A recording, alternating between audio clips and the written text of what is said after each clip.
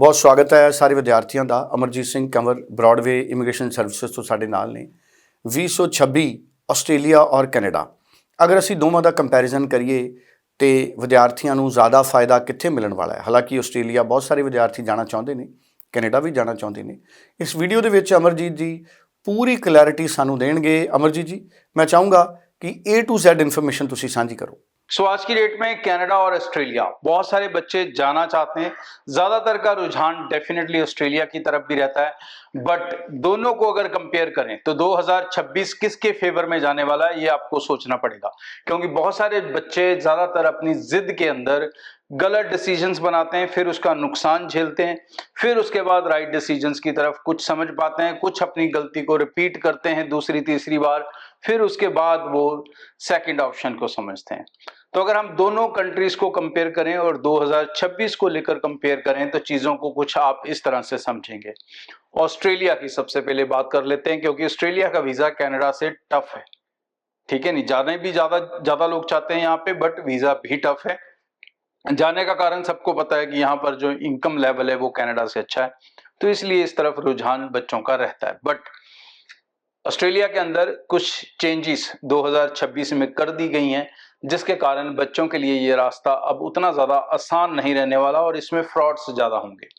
आसान क्यों नहीं रहेगा? क्योंकि एक तो इंडिया को उन्होंने दोबारा से असेसमेंट लेवल 3 में डाल दिया, ऊपर से 31 मार्च के बाद उन्होंने जीटी और जीएस को और ज्यादा स्क्रूटनाइज कर दिया। ये उन्होंने प्रॉपर न्यू रूल्स अपने पब्लिश कर दिए हैं, जिसके अंदर अब आपका फेस का बायोमेट्रिक भी आपके स्मार्टफोन से होगा।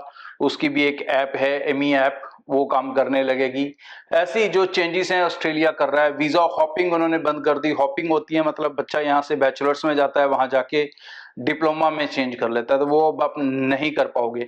आप कोर्स तभी चेंज कर पाओगे, वहां पर स्टडी वीजा तभी फाइल कर पाओगे अगर आप प्रेजेंट प्रोफाइल्स के ऊपर वाले लेवल की स्टडी लोगे। प्रोग्रेसिव एजुकेशन की तरफ जा रहे हो तो आपको वीजा स्विच करने का मौका मिलेगा, लेकिन आप सेम लेवल पे वीजा स्विच नहीं कर सकोगे। ये रूल भी 31 मार्च के बाद आ जाएगा।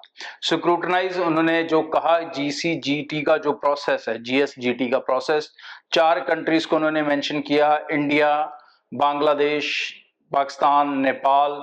यहाँ पर जीटीजीएस को और ज्यादा स्क्रूटनाइज किया जाएगा, मतलब बहुत ज्यादा जेन्युइन प्रोफाइल होगा जिन बच्चों का अपनी पढ़ाई के हिसाब से भी, प्लस पेरेंट्स के इनकम और फाइनेंशियल्स के हिसाब से भी, वही बच्चे सिर्फ ऑस्ट्रेलिया का वीजा ले पाएंगे। तो आने वाले दिनों में डेफिनेटली बहुत ज्यादा वीजास नहीं दिखने वाले और बहुत जल्दी एडमिशन प्रोसेस कंप्लीट होता हुआ किसी का नहीं दिखेगा। एडमिशन प्रोसेस ऑस्ट्रेलिया के अंदर काफी लंबा रहने वाला है, ये श्योर हो चुका है। और अब दूसरी तरफ कंपेयर करें कनाडा को, तो भाई ऑस्ट्रेलिया के मुकाबले वीजा के मामले में ये रिलैक्स रहेगा। उन्होंने कुछ रिलैक्सिंग पॉलिसी इस साल के शुरू में स्टार्ट भी की थी, जहां पर मास्टर्स वाला बच्चा फैमिली के साथ जा सकता है, मतलब स्पाउस वीजा अप्लाई कर सकता है। यूनिवर्सिटीज के अंदर वो सक्सेस रेट ज्यादा दे रहे हैं कंपैरेटिवली डिप्लोमास, तो जो बच्चे यूनिवर्सिटीज को टारगेट करके चलेंगे वो ज्यादा सेफ साइड रह सकेंगे। अगर कनाडा स्टडी वीजा की बात करें, कनाडा स्टडी वीजा अब सिर्फ यूनिवर्सिटीज पर और पब्लिक यूनिवर्सिटीज पर बैचलर और मास्टर्स के अंदर ही आपको सक्सेस रेट देगा, लेकिन उसके अंदर जो प्रोसेस चल रहा है कनाडा के पीआर का प्रोसेस, वो अब दिन ब दिन इजी होता जा रहा है। उसके अंदर ज्यादा से ज्यादा ऑप्शंस आती जा रही हैं, ज्यादा से ज्यादा रिलैक्सेशंस आती जा रही हैं। डेफिनेटली ये पुराने प्रोसेस जैसा नहीं है, बट नए प्रोसेस के हिसाब से जितना स्ट्रिक्ट हम लोगों ने शुरू में सोचा था, अब उसके अंदर काफी सारी जो पॉजिटिव चीजें हैं वो होने लगी हैं लगातार।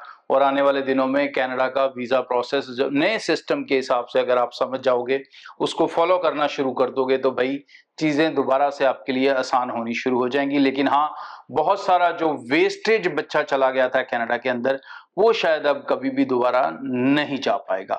ऐसे जो बच्चे होंगे जिनके लंबे गैप होंगे, जिनका अच्छा आईएलटीएस स्कोर नहीं होगा, जिनके अच्छे एकेडमिक स्कोर्स नहीं होंगे, या फैमिली का अच्छा फाइनेंशियल सिनेरियो नहीं रहेगा, अब ये बच्चे ज्यादातर यूरोप में ही सेटल डाउन होंगे। चाहे वो यूके में चले जाएं, या फिनलैंड जो आपको 4-5 साल में पीआर देता है, या लाटविया जो आपको 4 से 5 साल में पीआर देता है, या कुछ बच्चे जर्मनी में जा सकते हैं। तो ऐसे अलग अलग जगह पे आप जा सकोगे। आपके लिए शायद ऑस्ट्रेलिया और कनाडा वीजा ले पाना अब उतना ज्यादा आसान नहीं रहेगा, लेकिन अगर मैं अच्छे बच्चों की बात करूं तो उनके लिए कनाडा का वीजा लेना ऑस्ट्रेलिया के मुकाबले काफी आसान रहने वाला है। आगे भी इस चैनल के जरिए रेगुलर अपडेट आपसे शेयर करता रहूंगा। अपने प्रोफाइल्स को लेके कंफ्यूजन हैं तो एक बार ब्रॉडवे टीम से जरूर मिला करें, क्योंकि बाद में बहुत सारे बच्चे डेली लाइव आकर अपना रोना रोते हैं कि मेरे फलाने एजेंट ने पैसे मार लिए, फलाने ने मार लिए। वो तभी होता है आपके पास जब आप सही गाइडेंस को छोड़कर लालच वाली गाइडेंस लेते हो, जहां से आपको लगता है कि आपका मसला हल हो जाएगा, लेकिन वो आपका मसला हल नहीं होता। एजेंट अपना मसला हल करता है, अपना पैसा कमाता है, आपका वीजा उसकी प्रायोरिटी लिस्ट में नहीं होता। अब ये फ्रॉड से बचने के लिए आपको समझदार होना पड़ेगा।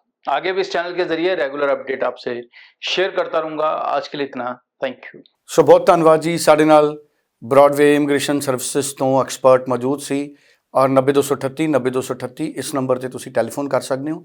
ਤੁਸੀਂ ਨੇੜੇ ਦੇ ਦਫ਼ਤਰ 'ਚ ਵਿਜ਼ਿਟ ਕਰ ਸਕਦੇ ਹੋ। ਤੁਸੀਂ ਆਨਲਾਈਨ ਵੀ ਆਪਣਾ ਸਵਾਲ ਭੇਜ ਸਕਦੇ ਹੋ।